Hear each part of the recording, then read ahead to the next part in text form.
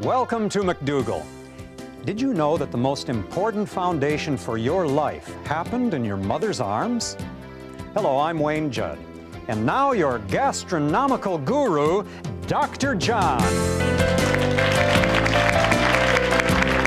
How are you? Good to see you. Is that gastronomical, like in terms of gas? Yes. I know a lot about gas. As a matter of fact, the only criticism... You've had experience, I assume. The only criticism you can launch against a healthy diet, a starch-based diet with vegetables, fruits, and beans, is gas. Yes, I can vouch for that. So I think it needs to be addressed, even though it is a very sensitive issue. Okay, please. On this kind of diet, you do have more gas, no question about it. And for a very simple reason, there are carbohydrates that are not easily digested. And as a result, what happens is they move from the small intestine into the large intestine. And in the large intestine, bacteria turn them into gases. And this is troublesome for a lot of people. And what we have to do is we have to deal with it, know what to do about it, recognize it.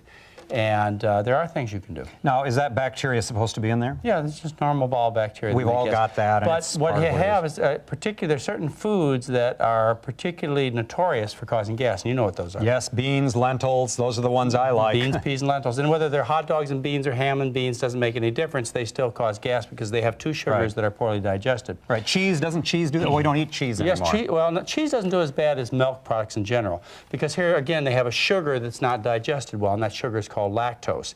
Cheese is low in lactose, but yogurt or skim milk or regular dairy products, milk, ice cream, and so on, has a lot of lactose. And so many people, particularly non-Caucasian, non-white people, get lots of gas from dairy products.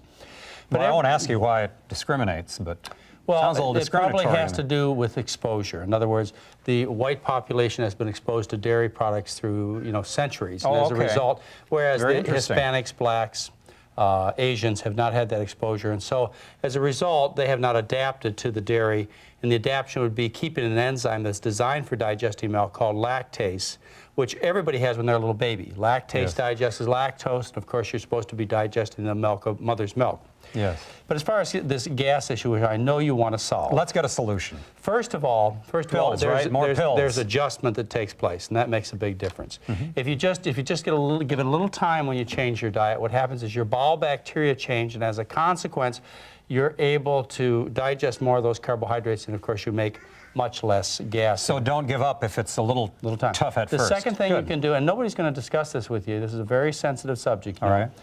The second thing you can do is you can give up the beans, peas, and lentils. You don't need them for any reason. I mean, they are high in protein, but you get plenty of protein from rice, potatoes, corn, fruits, and vegetables. So you don't have to have the beans, peas, and lentils in. So if you don't tolerate them, then just leave them out. And you're still going to have a good diet. Oh, very healthy diet. You get all the protein you need in rice. You don't have to worry about it. The next thing that you can do is you can cook these beans, peas, and lentils and all your other vegetable foods very thoroughly, because what you do then is you end up breaking down these sugars so they're much more easily digested by thorough cooking. Don't you ruin something good in the... No, not necessarily. No, you still have plenty of nutrients. Nature was so kind, she just loaded your foods with nutrients, so even thorough cooking is not a big issue as long as you plan your diet around vegetable foods. So I don't have to worry that I'm losing something if my food isn't raw. Well, nothing that is going to make a difference as far as your health is concerned. Oh, that's great. You can make arguments for it, but none of them really hold up when it comes to the bottom line, which is just enjoying good health. Now, have you ever heard of people who say that what you do for gas is you soak the beans and then throw the water out? Yes. Okay. I've heard that. What soaking does is that it starts the cooking process. In other words, it starts the breaking down process. And so after you've soaked, you need to cook less. And so soaking just starts the digestion of those carbohydrates. I see. Yeah. Now, there's a product on the market that you can buy that helps with the gas. You go into the drugstore, the food store, grocery store, and it's called Beano. Yes. You've heard of Beano. Okay, I know it comes about in Beano. liquid, and it also comes in little tablets. And you have to start your meal with these substances. You eat with your first bite. What they do is they supply the enzymes that'll break down those sugars that your intestinal tract can't break down. But I can tell you that you might use that if you're early on in a diet change, and it may not work as much as you think it should. It is certainly, the response to Beano certainly varies with people. Yes. And the next thing you can do is you can use activated charcoal. That sometimes helps. But what I want to point out to you What I wanted to point out to you, Wayne, is that gas is natural and normal. This is really not something abnormal. You mean even beautiful people have gas? Beautiful. Do you ever ride a horse? I never thought of beautiful people Did as you ever having ride gas. a horse? Yes, I've ridden a horse. Okay, then you know gas is natural. And the one advantage of this kind of gas, Wayne, is that I lost you on that. I'm hearing. Well, the audience didn't. You lose mean me. the horse is very gassy. the horses do that? Yes. it's very Okay. gassy. I just wanted to make The sure. advantage of this time of gas is it's a lot less malodorous. So you think about that. You think that's about that nice. for a while while we're getting ready for So you can be our impolite and no one will know. I see. Our next segment, it's an advantage to eat a healthy diet. We're going to talk about eating a healthy diet all the way from birth. We're going to talk about breastfeeding in our next segment, an extremely important subject. Sounds great. We'll be back with you in just a moment.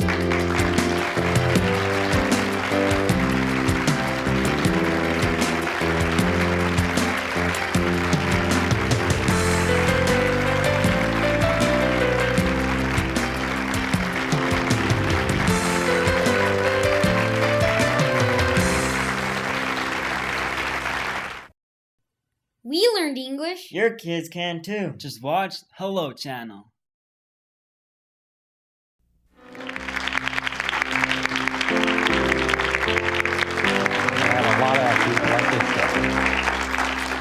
And welcome back to the show. This is a subject that I hate to use the word passionate about, but I am passionate about it, and that is feeding of the young children, breastfeeding specifically. With us is Hope Colt Maddie. She is a leader in the La Leche League, and just knowing where you come from, I have to realize you support it. Very much so. Are you a mother also? Yes, I have 2 children, and they're 12 years old and 9 years old, and no longer nursing, But they were nursed. they did at one Okay, time. all Yes. right. Now, a lot of mothers are offended by this subject. They don't like the militant aggressiveness that La Leche leaders have and counselors have. But I want to tell you, I don't care. I think it's absolutely essential that you do the work you do, and if you hurt their feelings, tough.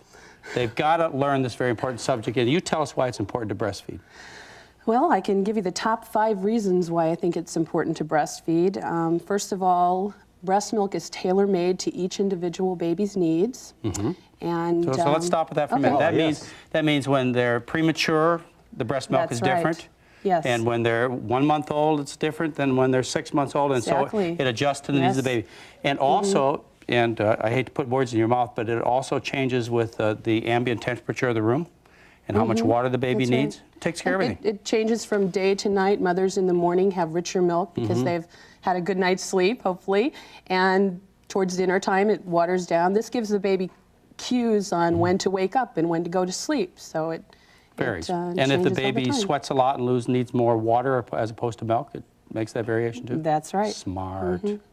Yes. Number 2. Okay, it's cheap. Dads like that one. Yeah. And if you breastfeed a baby for 6 months with no supplements, you can expect to save approximately the cost of a major household appliance, Wow. which can be like $1,000 or more. You're really hitting below the And- belt when you talk about the money aspect. And that's just with the formula costs. Okay. If if you breastfeed, then babies have less illness and less need to see the pediatrician. But that's cheap, that's 2. Let's go on to 3. Okay. Is it 3 illness? 3 would be sleep, because that's a really important thing to most moms. And in particular, I hear from women who are working outside of the home and breastfeed that they get more sleep if they breastfeed because if the baby's sleeping in their room, they don't have to get up and go out and fix a bottle, and the baby wakes up completely. So you don't have to take you the know. time preparing the bottle either. Right. Okay. Yes. And So everybody rests better. That's right. Everybody. You know, one of the Dad, things that really everybody. bugs me is when I'm on an airplane or I'm in some building and I have this crying infant there, and I just know that if this was a breastfed infant, that the mother would be able to establish a relationship that would keep the child comforted and quieted. And Yeah. I feel like going up and shaking her, but I know it wouldn't do any good. Okay. All right. Finally, health in general. Breastfed babies have fewer illnesses and things like that. Can you be a little more specific about that? How well, much fewer? I tell you that one of the major ones is that they have fewer allergies. They have you fewer know, allergies. which you were talking about. It's been associated with asthma, before. obesity, That's right. and yes, And- multiple sclerosis, even though that's very right. controversial. And I'll tell you a figure that I love. Is bottle-fed babies have 3 times the risk of hospitalization and major illness during the first year of life. You ever heard that? Yes, I have. And Now that's that would true. shock any mother, wouldn't That it? I mean, certainly you know, you got this new baby in the home. You're worried every time they cry, and somebody presents you with the fact that the baby has 3 times the chance of going to the hospital or being very ill if you bottle feed the kid. That's right. Hope, can every mother breastfeed? And what if they can't? you I know, mean, are we making people feel guilty by making such a big case for I really, hope so. That's a really good. Well, John, I tell you, if they would allow me, I would be a member of the league. this is a cause for you, isn't it? Yes. Well, that's a good question because it's a question that we get asked frequently. Yes, every woman can breastfeed. Every healthy woman can breastfeed. As a matter of fact, if you look in third world countries where women are emaciated and you know malnourished, They still breastfeed. They can still, and they have a chubby little breastfeeding baby on their lap.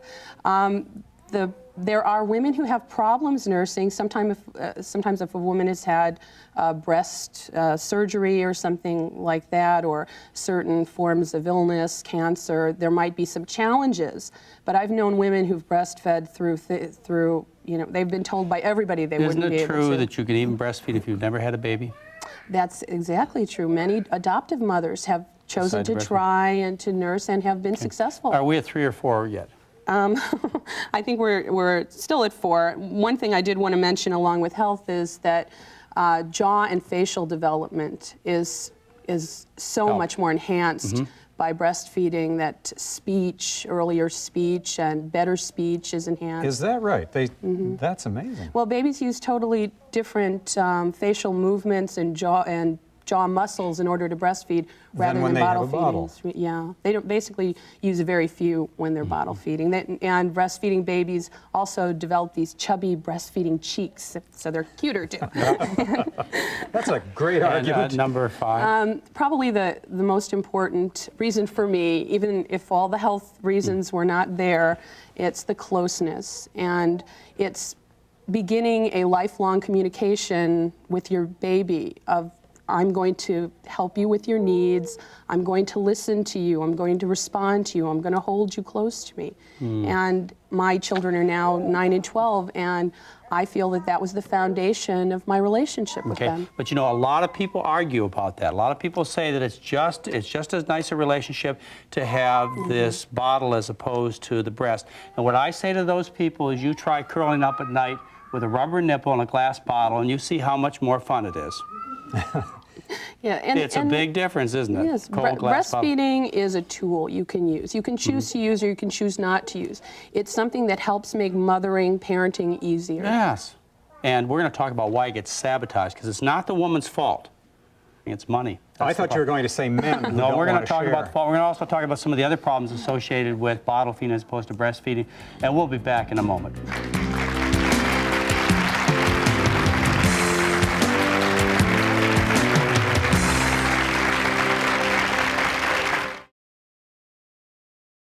Hello, I'm Nastasia, and I'd like to introduce you to Hello Channel, the innovative new way to learn English as a second language.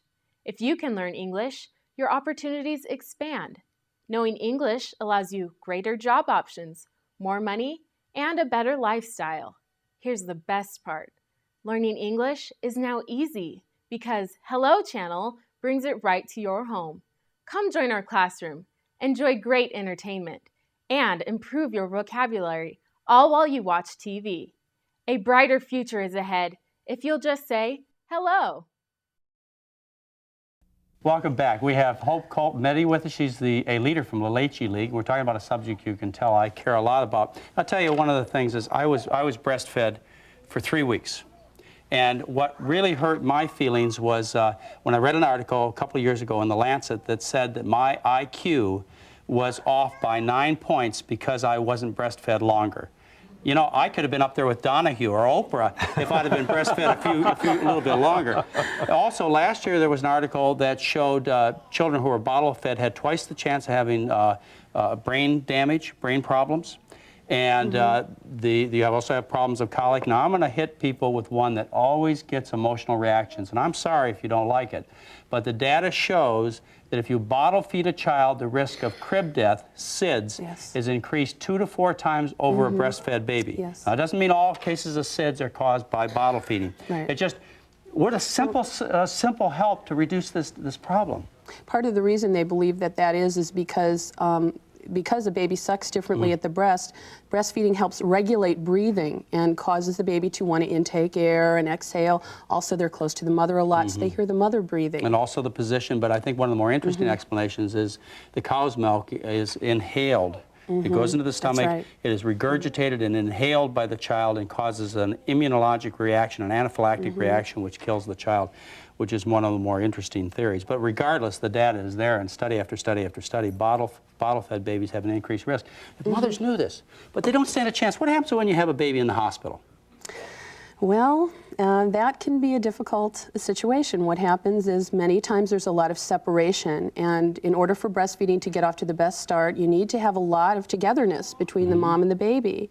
And sometimes if a baby develops jaundice, which is normal physiological jaundice, many times physicians feel that babies need to have a break from the breast, and it's not like, you know, putting a bottle back and forth. It's hard to get the baby back. With the doctors, and I'd have to say the nurses, even though most of them are women, there's a problem there.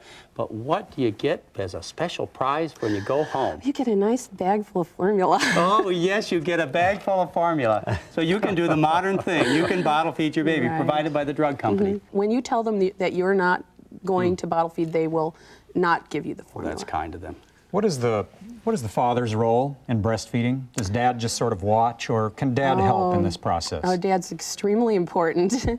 He's, you know, sometimes babies don't just need to breastfeed. They, you know, mom has tried the breast, the diaper, the everything, but dad can walk the baby around. Dad helps in many ways. Dad supports the mom, and that's very important. And dad is much happier because the baby is quieter and happier. Colic, which is a problem of babies, has been shown to be reduced dramatically in breastfed babies. And an important thing is that breastfed babies need to be fed with clean breast milk. And so one of the things they found is what the mother eats, and particularly the mother consuming dairy products, cow's milk, will induce colic in breastfed babies. Very interesting. Yeah, a baby is never allergic to breast milk because that would be, you know, illogical in nature. But a baby can be allergic to things that the mother intakes, and cow's milk is the number one. Now, there's an 800 number for La Leche, so I'd like you to get your pencils ready because the people at La Leche will come out and help. I mean, your interest is in purely one of making this natural process take place. And lots of women have lots of problems and very little support in our society, and I just can't tell you how much I applaud you. Thank you. The 800 number is 1-800-LALECHE. That's L-A-L-E-C-H-E, or let me give you the numbers. It's 1-800-525-3243, 525-3243. If you know anybody who's having problems, you know, a friend, a relative, or if you're a nurse and you happen to be working in the delivery room, you know, what an opportunity to pass this information out so the Leche people can come by. Thank you very much for having this show and for informing the public about this important issue. Oh, well, they need to know. We need to have more and more shows about this. You got to get it off to a good start in life, don't you think? Absolutely. Can they reach you through that 800 number also? Yes, they can get in contact with a La Leche League leader in their area. Now, I want to introduce you to the mother of my 3 breastfed children, Mary McDougall, and she's going to show us how to do a little bit of cooking for children. How's that? Great. All right. Join us after this commercial break. We'll be right back.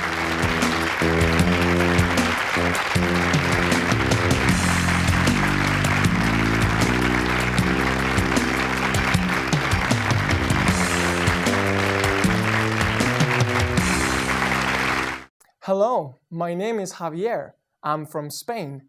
I learned English. So can you. Watch Hello Channel.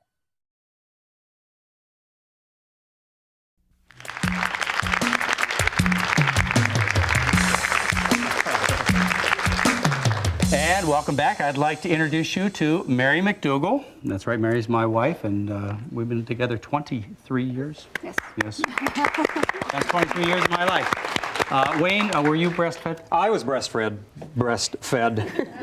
That's why I don't talk too good. I was too busy. No, I probably was breastfed. I would say probably, I was thinking something like 6 years. We were very poor, but it certainly helped my intelligence, I can John. tell you, that's why you're smarter than I am. There we go. No question about that. Mary, you brought with us some snacks and quick foods that you can feed to kids. Yes. All right, let's, why don't we start over on this side? Well, people are always worried about what kind of healthy things they can have in the house for children, and it's really important that you have good things in the house. There are pretzels. Can I munch, You may Mary? try a pretzel. And Well, let's start fat-free way over there way at the over there. fruits. The fruits are good. You didn't bring those, though, I but didn't that's bring really those, what, yes. we have those in the center. We have those on the center of our counter, yes. There's some fat-free Crunchums. There's fat-free potato chips. You may try all of those. These look like this. They're little capsules. Go nice with pretzels. They go nice. Now Okay. try a potato chip. Oh, potato chip. They're very good potato chips. And these are fat-free. Fat-free, right? How much Yeah. salt? Not too much salt. Not too much salt. And the, you know, the motto Oh, that you that's can't just wonderful. eat just one, it doesn't matter. With those, you can eat as much as You you can eat want. as many as you want. Yes. This is very potato-y. It's the potatoiest Yes. potato chip I've ever eaten. Congratulations. Then there are cereal bars. They can just pop into the toaster, or you can eat them just like they are, right out of the box. There are juice that you put in the freezer, and they're like little popsicles for Cool the kids, but fruits. they're made out of pure juice. And then there are all of these fat-free, meat-free treats. These are my kids' favorite. Like this one has Your children like happens to be these? Canadian Yes, they're veggie my bacon. favorite. There's All a of those. a veggie pepperoni. That's Well, they that's love a the good one. Yes, pepperoni. the pepperoni is really good. And how about the no fat, no meat hot dogs? These are right. wild Well, dogs. some of them I tolerate better than others. I You know. don't just feed them to the kids. No, I feed them to you too. Mary, do your kids eat this stuff, or did they? Yes, this burger right here. My 12-year-old son used to take this to school in his lunch every day, put it in the microwave, and great. he'd have that for lunch. Good. So there are all kinds of things that are available for children. This is another one of my son's favorite fast lunches. This is Very good. chicken-free noodles that you just put hot water in, and in 5 minutes they're ready to eat. And how do you make the smoothie? The smoothie is one of the easiest things to do, and everybody likes smoothies. You take a banana, some frozen strawberries, a little water or fruit juice, put it in a blender, and you have an absolutely delicious drink. Kind of help wash down the Yes. pretzels. You may thank try you. that. Cheers. Good turn. Lots of good things. They never have to go hungry. They have these things around the house, and there's always Delicious. something available. And if you have them leave the house stuffed, then they have It's less chance easier, of more yes, junk yes. food, don't they? That's right. That's right. So, Hope, I want to thank you very much for being Thank with us. you. You're an inspiration for women out there who would really like to have the chance to breastfeed. And Mary, I want to thank you very much for taking us into the next stage of life. That's right. Yes, and help us with the kids. And I want to thank you very much for listening. Goodbye, and we'll see you next time.